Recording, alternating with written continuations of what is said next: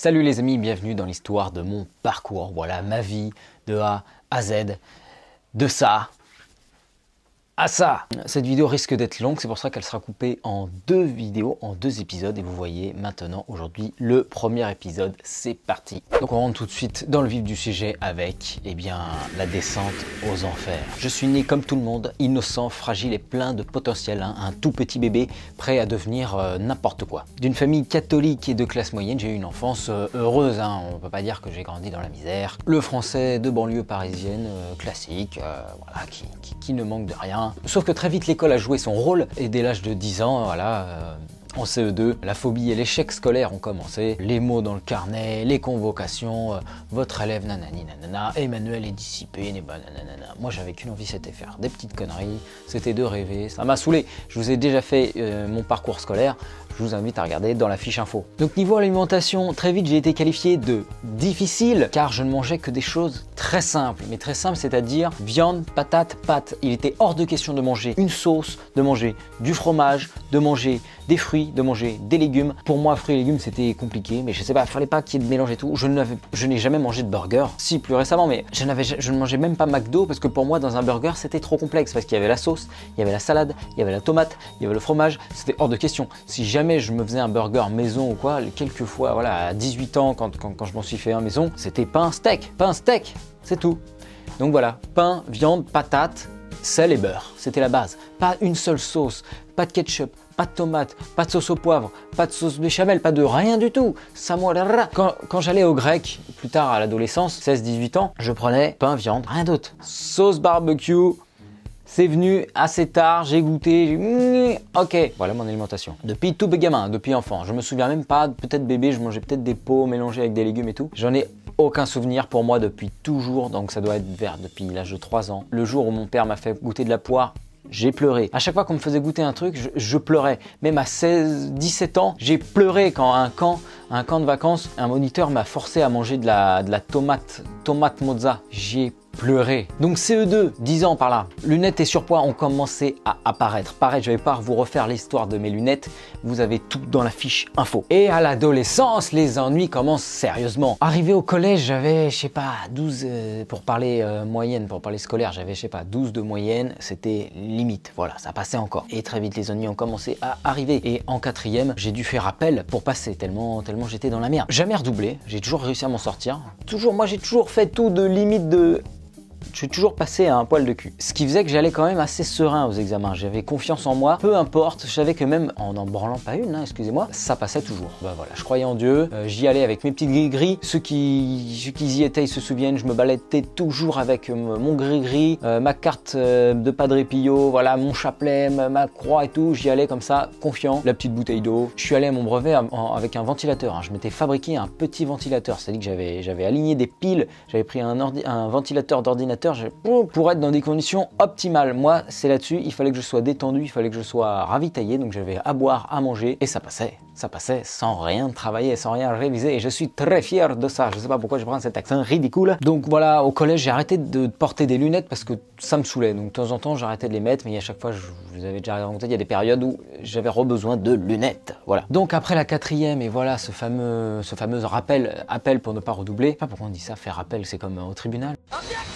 Je fais appel, enfin, je sais pas d'où ça vient. Et du coup, j'ai commencé à être stressé et à être confronté au vertige qu'est le grand choix. C'est à partir de la quatrième, troisième qu'on commence à vous dire, mec, il va falloir que tu te décides, que tu saches qu'est-ce que tu veux faire dans ta vie, vers quelle filière, est-ce que tu vas prendre... Déjà maintenant, on te demande de choisir entre ES, L, machin. Déjà, on te propose pas énormément de choses. Où est-ce que sont tous les travaux manuels, machin, plombier, électricien et tout. Non, tout ça, on t'en parle pas. C'est si vraiment niveau scolaire, parce que je vous rappelle qu'à l'école, on juge certaines intelligences. Seulement l'intelligence des langues, des maths, toutes les autres, on les laisse tomber. Ton intelligence manuelle, visuelle, sonore, on se sent. Donc si tu foires dans maths et français, c'est là qu'on t'envoie dans d'autres trucs. Bon, moi, mes parents ont clairement dit, lorsque j'ai fait appel, que j'allais de toute façon pas partir sur un bac général. Donc voilà, ça s'est très bien passé. Je me suis retrouvé en BEP qui n'existe plus, je crois. Donc BEP SEID, système électronique industriel et je sais plus quoi là, un truc, on s'en fout. Et là, c'était les vacances, j'ai commencé à ne plus rien faire. Mais ça a été, je vous rappelle, la descente aux enfers. Et c'est à cette période-là que j'ai commencé à me chercher, à m'identifier à des groupes. Donc, je me suis rasé la tête. Je ne sais pas si je vais retrouver des photos. Évidemment, ce podcast, cette vidéo sera alimentée en photos hein, pour dynamiser un peu tout ça. Donc, je ne sais pas si je vais retrouver, mais voilà. Je me rasais la tête. Je me faisais des crêtes. Si, sur Facebook, il doit y en avoir. Donc, je me rasais la tête. Je me faisais des crêtes, je m'habillais tout en noir, avec des chaînes, des chaussures comme ça, veste en cuir et tout. Je me prenais un peu pour Neo dans Matrix, mais un mélange de gothique, métalleux, rocker, punk, il y avait un mélange de tout ça. J'étais vraiment perdu. Et l'adolescence a vraiment été une souffrance pour moi. Je peux pas dire que j'ai eu une enfance difficile, hein, franchement ça allait. Mais bon, j'étais un garçon très timide, donc c'était très dur juste de vivre. Quand tu es timide, c'est une horreur. Juste évoluer dans le monde. Je vous voyais mon père, je vous voyais mes grands-parents, j'étais pétrifié à l'idée d'échanger même avec les propres personnes de ma famille. Donc c'est grave quand même d'être timide à ce point-là. Je ne sais pas si ça vous est déjà arrivé. Et voilà, donc je m'habillais tout en noir et je commençais à avoir les idées noires, hein, parce que je pense quand même, voilà. Le reflet extérieur, alors bien sûr, l'habit ne fait pas le moine, mais quand même. Donc j'ai passé toute mon adolescence enfermé dans ma chambre, je ne sortais pas, donc mes parents, eux, étaient bien contents hein, de savoir leur garçon dans sa chambre et pas à faire le con dans la rue, à fumer, à boire, voilà. Je restais chez moi, dans ma chambre, à écouter Skyrock tous les soirs, voilà, j'écoutais D-Fool, Romano, et je bricolais sur mon bureau. Mon bureau est plein est mort en fait, je cramais des trucs, je faisais fondre de l'étain, je piquais de l'étain en salle de techno que je m'amusais à fondre, je foutais rien, j'avais même pas d'ordinateur dans ma chambre donc c'était que ça, la radio, Skyrock, du bricolage, voilà, j'ai cramé la cuvette des WC, j'ai cramé mon bureau, j'ai cramé plein de trucs dehors, je réparais et je cassais en même temps, voilà, chaque fois qu'il y avait quelque chose de pété, on venait de voir Manu mais en même temps j'étais aussi bon casseur que réparateur, voilà, je savais bien démonter un objet mais pour le remonter derrière c'est plus compliqué, donc voilà, j'ai fait pas mal de petites gaffes comme ça, mais bon, au moins je me suis fait un peu la main. En informatique, c'est pour ça que je me débrouillais pas mal. Donc voilà, à bricoler, à faire des conneries. Et puis petit à petit, j'ai quand même eu un ordinateur à 16 ans que je me suis acheté. Et là, j'ai commencé à découvrir les joies d'Internet quand tu es tout seul, quand tu sais, voilà, et à sombrer dans toutes les conneries que tu peux voir sur Internet. Je vous passe les détails. J'ai erré dans les tréfonds d'Internet et j'ai vu des trucs dégueulasses. Voilà, des trucs que j'aurais pas dû voir. Malheureusement, c'est comme ça. On va pas faire le procès d'Internet, mais voilà, sur Internet, il y a le meilleur comme le pire. Et j'ai traîné aussi voilà, sur tout ce qui était complotisme et tout, quand tu rejettes la société comme ça, adolescent, que voilà, tu te cherches et tout, et forcément tu traînes sur des trucs. Et voilà, j'écoutais Soral, Dieudonné, alors j'écoute toujours. Au-dessus, c'est le soleil. Je prenais tout de façon très négative. Aujourd'hui, je continue d'avoir des théories complotistes et tout, hein, puisque je tape sur la médecine, je tape sur plein de trucs. Je ne vote plus. On est quand même un peu dissident ici sur Naturotrip. Mais d'être tout le temps à fond dans le complot, machin, et de plus être capable de vivre dans le monde réel, en fait. C'est vraiment, tu t'es coupé, tu ne vois que le négatif, que sur Internet et la télé ne sont pas la réalité. On vous montre, voilà, aux infos, on vous montre le pire, on vous montre qu'on veut vous montrer. Mais la réalité, c'est ce que vous voyez avec vos propres yeux. Et encore, même cette réalité-là, elle passe par le filtre de votre cerveau, machin. Est-ce que c'est la réalité? Je pense quand même, mais voilà, elle peut être malléable et vous pouvez voir, voilà, on dit bien voir le verre à moitié vide ou le verre à moitié plein.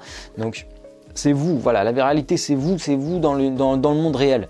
Sur Internet, vous avez de tout, vous avez des portions de réel, mais c'est un mélange, c'est un micmac, ce n'est pas la réalité. Du coup, moi, je me perdais là-dedans, mon esprit était embrumé, j'étais hyper négatif, voilà, hyper complotiste, à rejeter tout, à chercher voilà, des boucs émissaires, et je n'ai pas honte de le dire, car je ne le suis plus, grâce à, mais ça, je viendrai plus tard pourquoi. À mon adolescence, j'étais pro-guerre, pro-armes, toujours colérique, toujours exécrable avec mes proches, avec tout le monde. Alors à l'extérieur ça allait mieux, mais dès que je rentrais le soir j'étais horrible. Et ça m'arrive encore hein, quand je suis fatigué d'être une vraie merde. J'étais raciste, j'étais homophobe, j'étais sexiste, j'étais tout ce qu'il fallait pas, puisque j'allais très mal. Je me détestais, j'étais gros, j'étais moche, j'étais pas bien, voilà.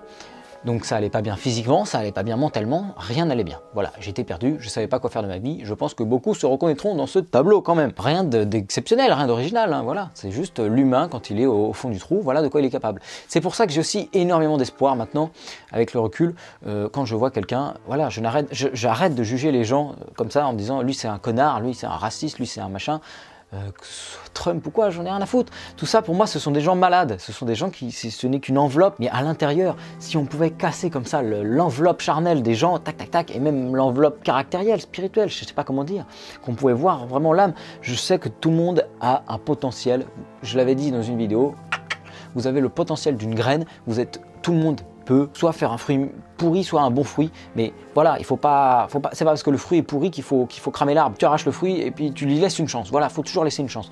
C'est le pardon, c'est voilà, tout ça, c'est des choses que m'ont apporté quand même le christianisme, cette vision-là. Et le christianisme, j'ai envie de dire récent, revisité, revécu, parce qu'on se dit que la religion, c'est quelque chose de voilà, on peut se dire voilà, je suis né dans une famille catholique, donc je suis catholique parce que on m'a rentré le cerveau comme ça, machin. Sachez que j'ai tout remis en bloc, j'ai tout envoyé balader à l'adolescence. Et c'est aujourd'hui, en tant qu'adulte, voilà, à 25 ans, que je reviens et que je revis. J'ai été confirmé seulement l'année dernière, à 24 ans, parce que j'ai sauté, j'en avais rien à faire.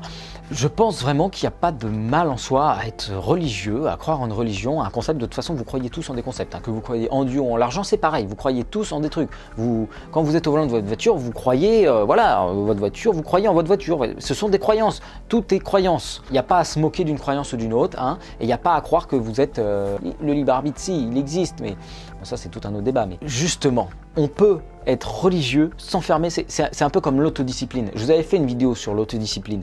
Pour moi, c'est exactement ça. L'autodiscipline, c'est un peu la religion des athées. Je choisis de m'imposer des limites. Je choisis les règles. Comme de toute façon, dans ce monde-là, il y a des règles, il y a des problèmes, il y a des limites, machin. Au moins, je les choisis. Faire partie d'une religion comme ça, ce qui est dommage, effectivement, c'est d'être dans une religion, mais ça marche pour tout, hein. Antoine BM en parle aussi de ça, là. Ce qu'il envoie balader, lui, c'est d'être dans la même banque que ses parents, parce que c'est nos parents qui sont dedans, voilà, pourquoi changer, voilà, de faire les mêmes études que nos parents. Mes parents sont médecins, bah, je vais faire médecin. Voilà, c'est de ne rien remettre en cause, ne rien réfléchir. Pour moi, il n'y a pas de problème à avoir une religion, à faire un métier, voilà, médecin ou quoi, mais c'est vraiment de le choisir, c'est le choix. Donc aujourd'hui, je suis chrétien, catholique, et c'est par choix, voilà, parce que j'ai tout remis en bloc, j'ai été intéressé par d'autres religions, je me suis intéressé à d'autres, au bouddhisme, au protestantisme, voilà, je suis allé voir un peu partout, et au final, je suis revenu à ça, et j'en suis très content, et pour moi, il n'y a pas de mal, voilà, pour moi, c'est la façon saine de vivre sa religion, c'est vraiment la choisir, et au contraire, de la remettre en question. Il n'y a pas de problème à ça. Il doit y avoir des réponses à toutes vos questions. J'en ai toujours eu, et mon père a toujours été là pour y répondre.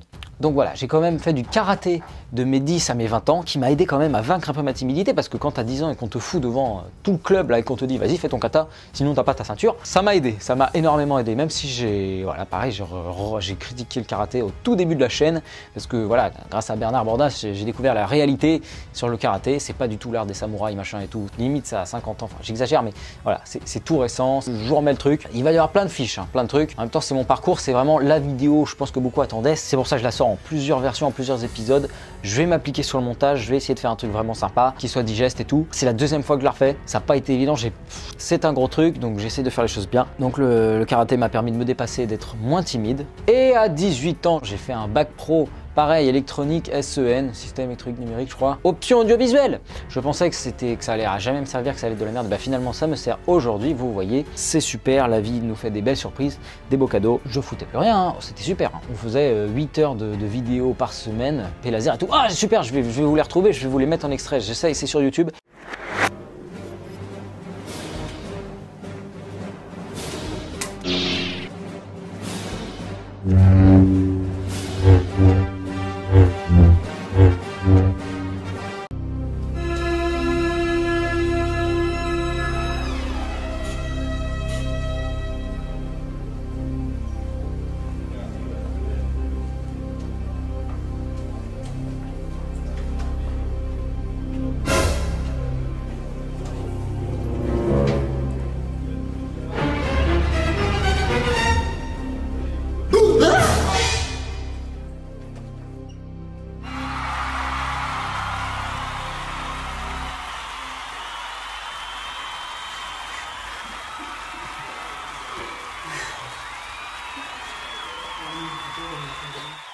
Donc voilà, vous venez de mater un peu mes créations là, et c'est à la fin de ce bac pro que j'ai vu que les écoles de cinéma, c'était voilà, les débouchés pas ouf, faculté de cinéma, tu peux rien faire avec ça.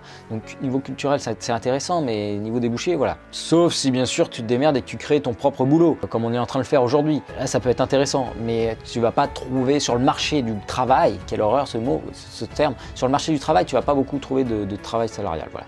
Mais bon, je te le souhaite pas. Donc voilà, je suis sorti de mon bac et je suis parti en BTS d'informatique. Voilà, parce qu'il y avait plus de débouchés, c'était quand même quelque chose qui m'intéressait, donc je me débrouillais pas mal et tout. Ça a été la catastrophe. Pourquoi? Parce que je me suis retrouvé qu'avec des mecs qui sortaient de bac généraux et qui arrivaient en électronique, donc j'ai été complètement largué sur toutes les matières générales. Je vous rappelle que j'ai un niveau scolaire de 3e, ça s'est arrêté en 3e pour moi la scolarité. Donc ça a été la cata, je pesais 75 kg, j'avais des migraines ophtalmiques de ouf malade, je portais j'avais 3 paires de lunettes. Je vous l'ai déjà fait ma vie sur les lunettes, mais j'avais une paire de verres progressifs, une pour voir de loin, une pour voir de près, une pour conduire, une pour le ciné, une pour lire, enfin le bordel. Donc ça a été vraiment là la descente aux enfers, vraiment comme dans le titre de cette vidéo. Là c'était vraiment à ce moment là quand ça n'allait plus du tout. Bah tout simplement ça va être la fin de ce premier épisode parce que voilà, je vous ai fait la descente aux enfers, je vous referai la renaissance dans la deuxième partie, dans le deuxième épisode qui sortira très bientôt. Donc voilà, pour vous refaire le tableau et pour terminer cette vidéo, à 20 ans je me suis retrouvé en BTS d'informatique et j'ai tout lâché. Je suis resté jusqu'au bout de l'année seulement pour toucher la bourse. Au cours de l'année, on a dû changer, on a dû choisir, on a dû faire un choix d'options. J'ai choisi le réseau, on m'a foutu en développement,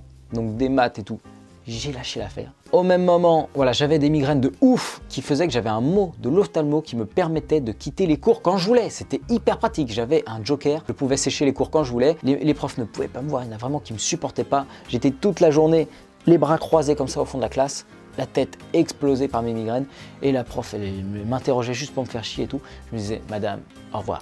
Je me cassais quand elle me saoulait, hop, j'avais mon joker, hyper pratique. Mais voilà, c'est pas comme ça que tu réussis ta scolarité. Des fois dans la vie, il faut descendre au plus bas pour se prendre une claque de réalisme et remonter. Voilà, c'est comme le cancer, les AVC, les crises cardiaques, tout ce qui peut t'arriver de pire pour moi dans ta vie, c'est pour te secouer, c'est pour te dire ressaisis-toi, change. Comme la cancer, la tumeur, c'est tu meurs ou tu changes. C'est comme ça qu'il faut la voir, pas autrement. Tout a une profondeur pour moi philosophique, tout a un sens, tout est logique, rien ne tombe du hasard comme ça, comme on veut vous le faire croire. Et vous êtes maître de tout ça, vous avez le contrôle, vous pouvez avoir le contrôle. Cette année, 20 ans, j'étais au bout du rouleau, je me suis pété un ligament croisé au ski, donc j'ai dû arrêter le karaté. Niveau physique, j'étais obésité passable, je crois qu'on dit, il y a différents stades d'obésité, j'étais au premier. Voilà, 75 kg pour 1m70. De gras, zéro muscle, hein, que du gras, hein, parce que oui, le muscle ça pèse lourd aussi. Mais quand t'as zéro muscle, bon, voilà le tableau. Il y a quelques photos qui vont défiler pour vous montrer le Manu à 20 ans, voilà à quoi il ressemblait. Et je vous dis à très bientôt pour la deuxième partie de cette vidéo sur mon parcours, sur mon histoire, et qui là va être quand même plus positive. Vous allez voir comment je me suis sorti de la merde. Je veux pas, voilà, je vous tease pas plus, je vous en dis pas plus, et je vous dis à très bientôt. Salut!